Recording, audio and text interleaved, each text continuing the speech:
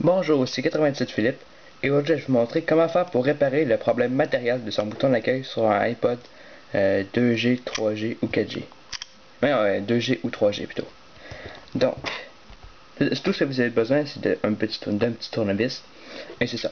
Donc j'ai pas vraiment testé sur un iPod 1G ni sur l'iPod 4G parce que pour l'iPod 4G ça m'étonnerait qu'il y ait un problème un jour parce que le bouton est comme relié au motherboard. Alors donc si vous n'avez aucun problème à ouvrir votre appareil, comme moi ici je l'accompagnais dans l'iPod Touch deuxième génération, modèle MB. Donc si vous n'avez aucun problème à ouvrir votre appareil, vous pouvez suivre ce tutoriel là. Vous n'êtes pas du tout obligé de l'éteindre. Comme moi ici il est allumé, je ne sais pas si vous voyez le petit déverrouillé là. Bon, il y a comme un problème de backlight là. Il est déjà surchauffé, mais bon. Donc là dans le fond ce que vous faites c'est que vous prenez dans le fond n'importe quel coin, vous rentrez le tournevis et vous soulevez. C'est des clips, ok? Donc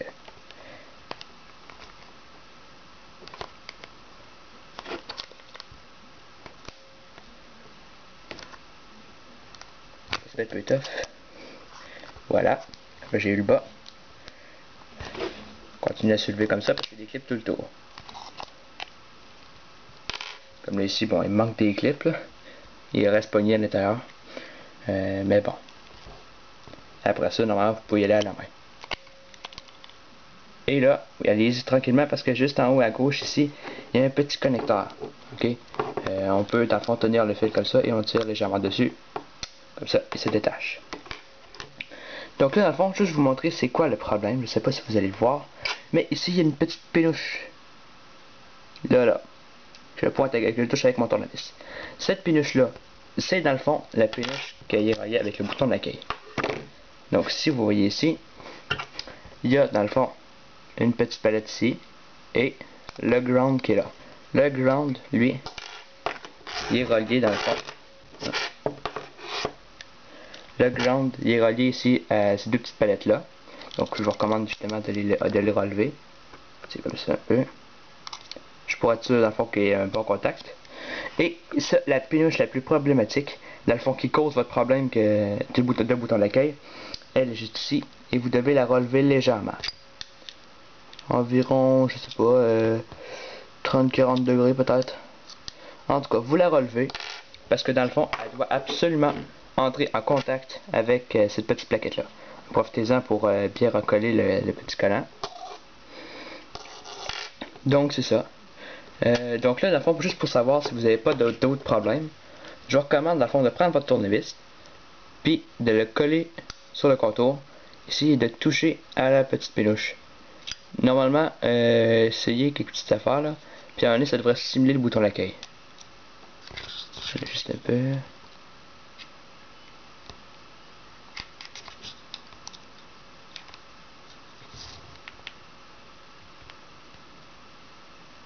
Voilà. Ah, il n'y a plus de batterie, galon, ça. Ben, ça qu'il n'y a plus de batterie, c'est ça qui s'est déconnecté.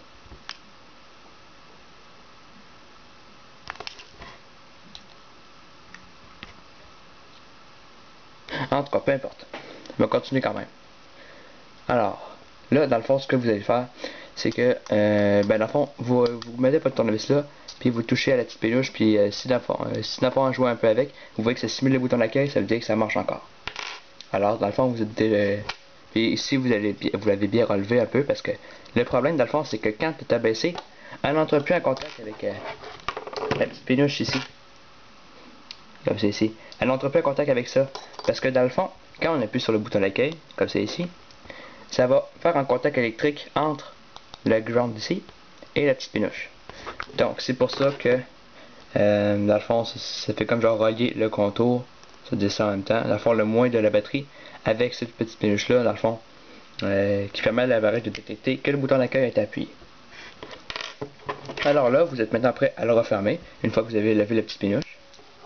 Donc pour ça mettez l'écran à gauche ici avec le connecteur en haut. Donc vous mettez le connecteur vis-à-vis sa petite prise et vous dans le fond essayez de la centrer et une fois que vous sentez dans le fond que ça clip, ben vous appuyez pour que ce soit bien plat.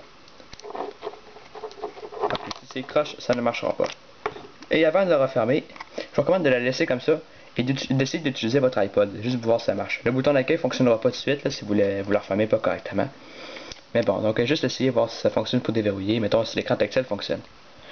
Une fois qu'il fonctionne, dans le fond, vous allez tout simplement le reclipper. Comme ça. Tout haut, vous appuyez avec vos mains comme ça. Et voilà. Si vous essayez, à fond, vous allez voir que votre bouton d'accueil va fonctionner à nouveau. Juste essayez de le brancher parce qu'on dirait qu'il n'y a plus de batterie. Juste voir si ça va fonctionner. Excusez-moi.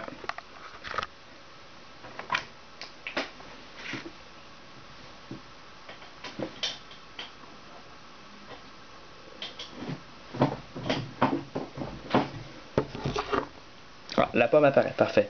Donc là on voit ici la pomme. Non, non, là ça c'est plutôt le verbe boost boot. Excusez-moi. Ça ne devrait pas être trop long.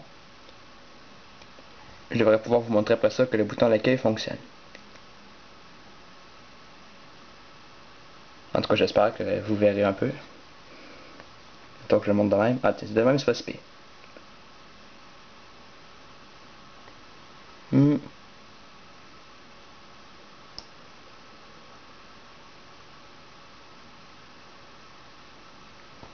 En tout cas, bon, il fait toutes les lignes de commande de son faire boost boot.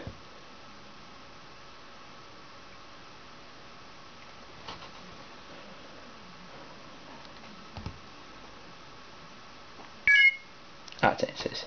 Ça veut dire qu'il a pratiquement fini de booter.